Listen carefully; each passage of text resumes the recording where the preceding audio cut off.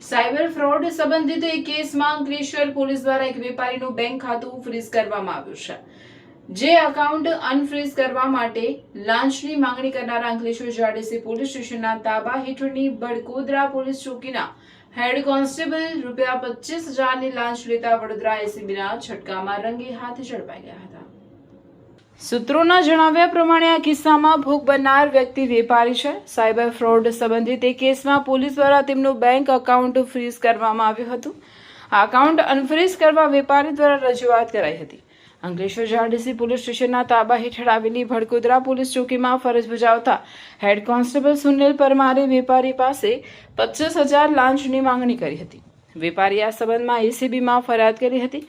વડોદરા એસીબીની ટીમે છટકું ગોઠવીને head constable Sunil પરમારને 25,000ની લાંચ લેતા રંગે હાથ ઝડપી લીધો હતો, જેની સામે લાંચ રૂશ્વત વિરોધી કાયદા હેઠળ કાર્યવાહી કરવામાં આવી હતી।